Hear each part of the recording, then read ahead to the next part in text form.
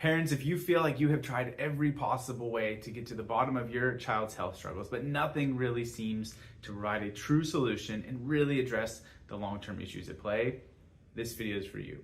I'm willing to bet that in that process of doing your deep dives into Dr. Google and going down different Facebook groups and exploring different trends on Instagram and TikTok, you've probably come across this word, this nerve called the vagus nerve. It has been incredibly popular recently. It's actually what this shirt is that I'm wearing. What happens in Vegas doesn't stay in Vegas. But the vagus nerve is not just a trend. It's not just something that we've recently discovered. It's not just a cool shirt either. This is really the key. It probably is the key to getting to the bottom of what's going on with your child and maybe your own health struggles. So let's talk about that. I actually just came across this article. It says vagus nerve, a $483 million health trend that you need to know about. I had to laugh when I saw this because it talks about the vagus nerve as a new trend or as a new development. Within chiropractic, we've been around since 1895 and we've been talking about it since then. We've been talking about this tone of the nervous system and the key to this balance and adaptability. Some of the things that it mentioned there is that vagus nerve exercises, I think, had like 185 million views on TikTok. The term vagal nerve stimulation gets 50,000 plus searches a month. Vagal nerve stimulators, maybe you've heard of some of those different options. The highest selling one on Amazon sold over $1 million last month. This is an incredibly common topic. It's an incredibly common avenue that parents are looking for answers. And I love that, but in many ways we're barking up the right tree, but really not at the root of it. So let's dive into it. What is the vagus nerve? The vagus nerve, as I'm sure all of you Latin students know, right? The root word of vagus or vagal is the same thing as vagabond. It means wandering. The vagus nerve was named such because it comes out of the brainstem. It's one of our cranial nerves, comes out right at the base of your neck here, at the base of the skull, and it goes through and it truly wanders through the whole abdomen. It innervates almost the whole digestive tract up to 2/3 of your distal colon, and it does pretty much everything from heart to lungs, to gut and immune function, to hormonal regulation, to social and emotional control. The vagus nerve is at the root of what we call the brake pedal. It's all these growth and development wellness parts of your nervous system, right? You have your brakes, which is your growth, your wellness, and you have the gas pedal, which is the stress, the fight or flight, the go, go, go mode. You need them both, right? Gas pedal's not bad. It's only bad if you get stuck on, because then that brake pedal gets turned off. And if you don't have the vagus nerve, well, then all the stuff we just listed, digestion, immune system, sleep, rest, energy, all of that's not going to be going well if we don't have that balance right. So the vagus nerve does all of this. And because it controls so much, it can be at the root of so many issues. It can show up as the problem for a baby who is struggling with colic and fussiness. They're way too tense. Maybe they're not able to latch or nurse well. They're constipated. They're having immune and skin regulation issues like eczema. It can show up that early, but it can also affect development to the point where now if we're stuck in this pro-inflammatory state, you've got a toddler who's got recurring ear infections or recurring skin and gut regulation challenges at that point. And then as that toddler becomes a 3, 4, 5-year-old who's expected to do a little bit more neurologically, now you've got a kid dealing with maybe a speech delay or sensory processing challenges. They're not moving like they're supposed to. And as that continues, this starts to show up in older kiddos as ADHD and anxiety and emotional control challenges and on and on and on. And I know that's hitting on so many different areas. And that's because the vagus nerve is that robust and that impactful. It touches on all those different things. And so when we see that that is dysregulated, when that vagus nerve tone and function is off, all of that's going to be impacted. Now you can probably start to see why this is a new health trend with $483 million going by it. And later on in the article, they say in a couple years here, it's expected to hit $1 billion as far as whatever people are selling related to the vagus nerve. And I love so much about that. I love that there's more awareness that is looking to address some of those underlying mechanisms, but we're really not getting to the proper solution there. Before we get to some of the solution stuff, maybe a question you have is like, well, how can this get messed up, right? Why is this nerve that's tucked away at the base of your skull, the base of your cranium, running out through this protected area? What might happen that disturbs that? We can backtrack all the way to some of the high maternal stress, high pregnancy stress.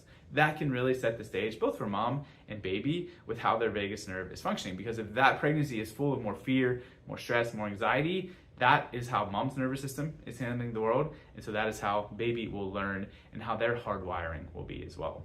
But the biggest one that really isn't being talked about is going to be the actual birth process itself. Especially if there's any sort of extra intervention, extra trauma, if we're pulling a baby out by the head and neck, which is C-section, forceps, vacuum extraction, and honestly, almost all just vaginal births, unless it's just mom and baby calling the shots and catching, there's very frequently pulling, guiding on that really sensitive area, or maybe even just in utero constrained, right? The way they're positioned tucked up in your womb, all of those things can combine to really impact that upper neck area. And because this is where that vagus nerve originates, this has a huge impact on the tone and the function of the actual vagus nerve. So that's the really early stuff that sets the stage and locks in kind of the default mode for that child or that person.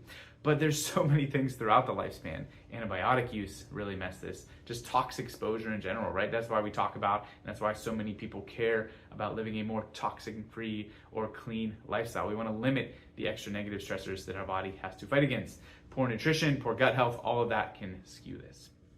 And the cool thing is that this trend that we're talking about has become so popular to the point that more companies, more ways to address that and wear that are coming up, right? Personally, I've got one called a Whoop strap, and I love Whoop and everything that it's all about. A lot of our patients, even Dr. Grace here, she's got one called an Aura Ring. Those are really the only two that are wearables doing a good job of it. Yes, Fitbit, Apple Watch says that they're measuring HRV. Personally, I don't really love how they do it in making sure that it's accurately done at this point. Maybe they'll get better.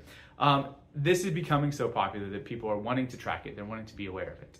You probably know, if you're a part of our team here at Thrive, if you're a part of the Thrive Tribe already, that is a huge part of the scans and that initial process that we go through with every patient. It's actually measuring their HRV, which is measuring their vagus nerve in a way more robust way than even a wearable and a Whoop that I love can do. And so we get to really take a deep dive into what is their system like? How is their nervous system adapting and regulating to stress? Do we have a vagus nerve doing its job, or do we have one super stuck in fight or flight? And so coming back to how I think we're missing the mark, right? I love that this is the conversation. I love that collectively healthcare has these, fancy new trends that are showing up on the scene, but I don't love the way they're being addressed. And my favorite example of that, just in a simplistic sense, is epilepsy. So one of the treatments that have been shown for certain types of epilepsy is what's called VNS, or vagal nerve stimulation. What they see is that a greater vagal tone, a higher functioning vagus nerve, tends to help improve someone's epilepsy symptoms. They have less seizures, it bothers them less frequently, all that stuff. And so what we would do is we would take that information as vitalistically minded chiropractors, neurologically focused chiropractors, and we'd say, okay, let's help regulate, that's the key word, regulate that vagus nerve better. Let's address mindfulness, and let's address different things that might ramp up our stress response and make sure that this cranial upper cervical proprioceptive pathway is clear so that that vagus nerve isn't in this state of dysregulation and stress. Because what we know is that our body has a way better ability to regulate that and to perform that function than we could ever come up with, right? There's way more complexity inside of us than anything that healthcare has come up with since then. So that would be our approach to that. It's like, oh, epilepsy is improved with a better functioning vagus nerve. Let's address that subluxation pattern and get that clear. Unfortunately, what happens is the pharmaceutical industry, the healthcare perspective in general, takes that and says, oh, I know what to do. Let's implant an electrode on the vagus nerve, VNS, vagal nerve stimulation, and let's basically just hook that up to a buzzer. And if we want more vagus nerve, we just turn the volume knob up, right? Let's just crank up that artificial external stimulation. Yes, this is oversimplified, but that's ultimately what's going on, is we are artificially manipulating and stimulating the vagus nerve instead of really addressing why it's in this dysregulated state and helping support the underlying mechanism at play. So that's the key. We don't want to just artificially pump that vagus nerve and stimulate it. We want to help regulate. So that means you're going to do stuff like deep breathing and your mindfulness stuff and, cold or heat exposure. You're going to be outside. You're going to address your gut and immune health, all the stuff that you'll see in the hacks, in the vagus nerve TikToks and reels and things like that. But what you really need to do is not just try to stimulate that artificially, but address that internal stress, address that internal state of fight or flight, because all those extra things you're doing from the outside are going to be so much more effective, and they're going to have a greater impact, a greater ROI, a return on investment of the time and the energy you're putting into that when your body is at a better state internally. Guys, I hope that helps clear the waters on this vagus nerve topic. Yes, I did love excitedly picking out my vagus nerve t-shirt for today for this purpose. If you've got other thoughts or questions, if you've got a favorite vagus nerve hack, definitely share it. We're not opposed to those things. They just need to be layered on top of actually addressing the cause. So if you're not a part of the team here, you're not part of the office already, you've got to get yourself scanned, you got to get yourself checked out as well and get on that proper care plan to address that neurological function and make sure that there's none of this going on behind the scenes for you. Have an awesome rest of your day, guys, and we'll talk to you soon.